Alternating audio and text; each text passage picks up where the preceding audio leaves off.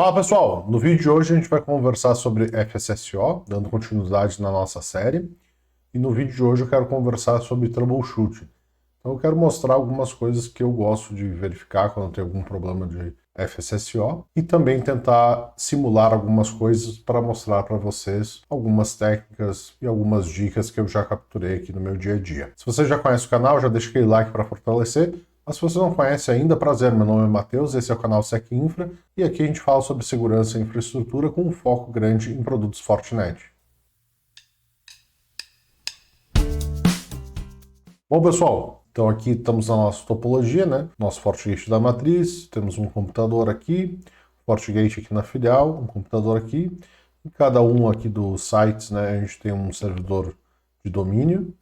E aqui na matriz a gente tem um servidor específico que roda o nosso agente do FSSO. Bom, o primeiro comando que eu gostaria de mostrar para vocês aqui no nosso FortiGate é o comando, a gente tem que dar um diagnose debug enable, né? E é diagnose debug altd FSSO server status. Então esse comando é muito importante para a gente ver qual servidor FSSO que está conectado aqui no momento no nosso FortiGate, tá? Outro comando que é legal é o diagnose debug altd FSSO list, e esse comando vai mostrar todos os usuários que estão conectados via FSSO no momento, e aqui a gente pode pegar várias informações, né? Como o IP, né? O nome do usuário, os grupos, a workstation, beleza. Então, o que eu gosto de fazer? Então, primeira coisa, no nosso servidor que estiver rodando o agente do FSSO, eu acho interessante a gente fazer algumas alterações aqui. Por padrão, o log level ele vem como warning. Eu gosto de já deixar como debug. Então, o que acontece? Quando a gente precisar investigar algum caso, a gente já vai ter logs. Aqui em log file, eu gosto de deixar pelo menos uns 50 MB, tá? Daí a gente tem bastante informações das últimas horas, né? Ou até dias, dependendo do tamanho do nosso ambiente, né? Também é legal aqui a gente deixar marcado log logon events in separated logs, né? Então a gente pode marcar aqui. E aqui, beleza, a gente pode dar um apply, né? Bom, o local que os logs vão estar salvos vai ser na pasta de instalação dele. Então a gente pode vir aqui no disco local C. A padrão é aqui em Program Files, Fortinet, FSAE.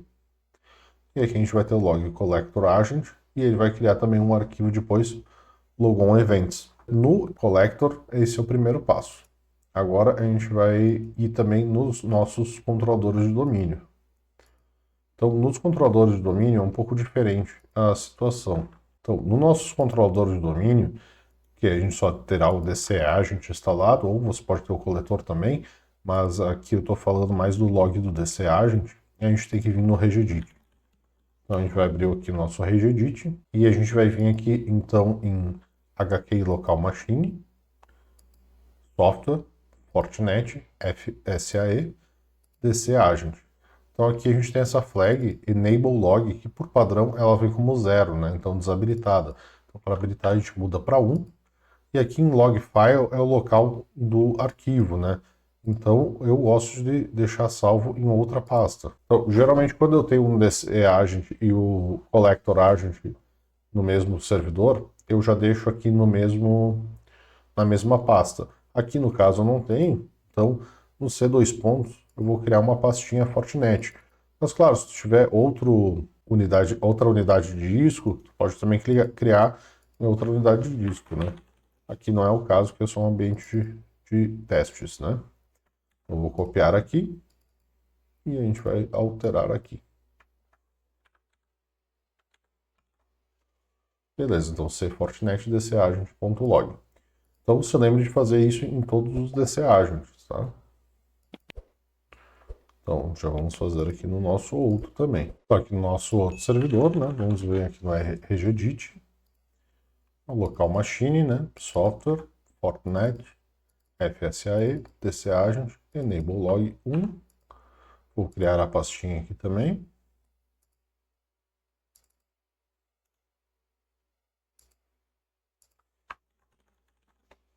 Apesar desse cara aqui eu ter o Collector Agent habilitado também, eu vou usar a mesma pasta só para evitar qualquer confusão, né? E aqui, como a gente tem um coletor, também vou habilitar. Legal. Então, nesses logs a gente vai ter bastante informação. Uma coisa que as pessoas precisam saber para lidar com problemas no FSSO é que tanto o DC Agent quanto o Collector Agent, eles utilizam uma questão do DNS, tá? Então, para exemplificar, o que eu vou fazer? Vou fazer um logoff aqui nessa máquina e um login. Na verdade, vou fazer um login aqui. Legal. Então, provavelmente, pela nossa configuração do Sites and Service, esse computador deve ter feito login no SRVDC01, tá? Então, vamos verificar o que trouxe o nosso log. Então, eu vou abrir aqui o nosso log usando o Notepad++ para facilitar a nossa visualização. Então, eu vou dar um Ctrl F aqui, procurar pelo meu nome. Então, beleza. Aqui a gente pode ver que o DC Agent, ele carregou o evento o quê? Ele carregou um evento do logão do usuário Matheus no PC01. Então, como que ele descobre qual que é o IP desse PC01? Aqui tu pode dar uma dica aqui que ele já está adicionando DNS sufixo. Então, o que ele faz? Ele faz uma consulta DNS para esse nome aqui. Então, a primeira coisa que a gente tem que ver se está vindo o IP errado, por exemplo, é se no servidor que tu tem o collector ou o DC Agent, o teu NSLookup está apontando para o IP correto. Então aqui, beleza, ele está apontando para o 92.168.0.100. Então aqui a gente pode ver que depois que ele fez esse processo do DNS, ele retornou que é a Workstation 92.168.0.100. Legal. Vamos ver no Collector Agent como funcionou isso. Então, vamos abrir aqui também no Notepad++. E a gente vai abrir também o Logon Event que está separado aqui no Notepad++. Aqui, então, no log de Logon Event, a gente vai ter só os logs relacionados ao Logon. Geralmente já é o suficiente para a gente descobrir o que pode estar ocorrendo de errado, tá? Ó, Received Event from DC. Então, DC Agent, ele vai me dizer qual DC Agent que me enviou, né? Então, foi o 100.254. O tempo no formato timestamp. E aqui em data ele vai me dizer, ó, PC01, SecInfra, Matheus, IP 192.168.0.100. Então aqui ele já vai dar um update logon list, action, update entry, workstation, PC01. Por que ele está dando um action update? Porque antes eu estava logado com o usuário de produção.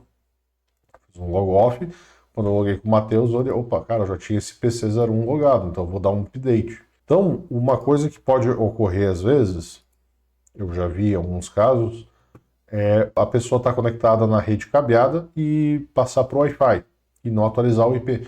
Por quê? Porque às vezes tem algum delay na atualização do DNS. Então vamos tentar fazer uma simulação disso. Então aqui no computador eu vou tentar trocar o IP aqui para a gente ver se vai funcionar. Beleza, troquei o IP e vamos vir aqui no nosso FortiGate. Vamos dar um diagnose FSSO list. Ó, aqui ele ainda está acusando que o IP é o 0.100. Então, no caso aqui, eu não tenho mais essa policy aqui genérica, né, habilitada. Meu computador aqui já deve estar sem acesso à internet. Ó, então, eu não estou conseguindo acessar a internet. Por quê? Vamos lá. Se a gente vier aqui no nosso servidor, se eu der um NSLookup, ele ainda está me informando que é o 0.100. Então, o que eu posso fazer aqui nesse caso? No caso aqui eu tenho que executar como administrador, né? Então aqui eu rodei o ipconfig/register.dns, né? Para registrar no nosso servidor de AD. Então a gente vê que depois que eu dei um register.dns, ele já fez o update do IP aqui no FSSO. Então aqui no nosso servidor do coletor, né? Se a gente realizar um teste aqui, NSLookup PC01, a gente vai ver que já está atualizado 92.168.0.101. E se a gente der um reload aqui no collector, no Logon Event vai ser mais fácil, a gente vai ver aqui que o próprio coletor agente, ele fica testando, né? Então a gente pode ver que a gente tem uma opção aqui, que ele verifica pelo menos o IP address change a cada 60 segundos. Então ele fica pedindo para o nosso DNS. O DNS responder um IP diferente, ele já vai fazer um update aqui. Então ele vai dizer, ó, PC01 IP change de 192.168.0.100 para 192.168.0.101. Então, com isso, a primeira coisa que a gente tem que ver é exatamente o DNS, né? Se o DNS está realizando o update do IP rapidamente e de forma correta, tá? Uma coisa que eu já vi em um cliente é que algumas máquinas, por algum motivo no passado, alguém tinha simplesmente fixado os IPs. A gente via aqui que estava como static, sendo que o normal é ter como static só algum servidor que não está no domínio, né? Ou, por exemplo, aqui os próprios controladores do domínio, que é entradas automáticas, né? Então a gente vinha aqui que a timestamp, em vez de ter uma data aqui, estava como static. Outra coisa que eu já peguei também no passado, a gente chegou aqui, né? A gente estava tipo em 2023, a gente pegava timestamp e estava tudo 2021, 2020. Então era registros que estavam muito antigos. O cara foi ver, tipo, o mesmo computador tinha diversos registros. Ele não estava fazendo um cleanup sozinho. Então o cliente fez uma verificação no AD dele, ele viu que estava com alguns problemas realmente no serviço de DNS, corrigiu isso e o FSSO começou a funcionar corretamente. Então, o que eu recomendo sempre, pede para o cliente, vamos entrar aqui no teu DNS e verifica ali, procura por PC01, bota por nome, né? Vê se só tem um registro do PC01, primeira coisa. Segunda coisa, vê se o IP está certo. Se o IP estiver errado, já é um sinal de alerta. Verifica o timestamp. O timestamp for muito antigo, pode estar com algum problema que essa máquina não está mandando registro para o servidor do DNS. E também, né, sempre a gente pode usar aqui o nosso dcagent.log para verificar se tem algum erro, né? E também a gente pode verificar o nosso FSSO agent aqui, né? Então temos o logon agent e temos o collector agent que vai ter muito mais informações, né? Então é meio difícil a gente passar por todas as situações que são possíveis, né? Mas essas questões do DNS geralmente são as que mais dá problema, tá? Outra coisa que eu vejo às vezes é o mesmo usuário estar em dois grupos, por exemplo, né? Então a primeira regra que ele bater vai ser que vai pegar, né? Então, por boa prática, eu recomendo só estar sempre em um grupo, né, de acesso à internet, de FSSO, para evitar confusões, né? Bom, pessoal, o vídeo de hoje era isso, então eu queria comentar mais sobre essa parte do DNS, que eu vejo, assim, pelo menos na minha experiência, assim, uns 90% das vezes o problema é relacionado a DNS. Então, se você tem outros casos para compartilhar, por favor, deixe aí nos comentários. A gente pode também, de repente, gravar algum outro vídeo contando outros casos, né? Tentando também fazer alguma simulação aqui. Espero que esse vídeo ajude vocês agora ou em algum momento, né? E se você gostou do vídeo, peço para deixar um like, verificar se está inscrito no canal, também compartilhar aí com seus amigos e colegas. E não se esqueça também de entrar no nosso grupo do WhatsApp, que é o primeiro link na descrição. Valeu, pessoal!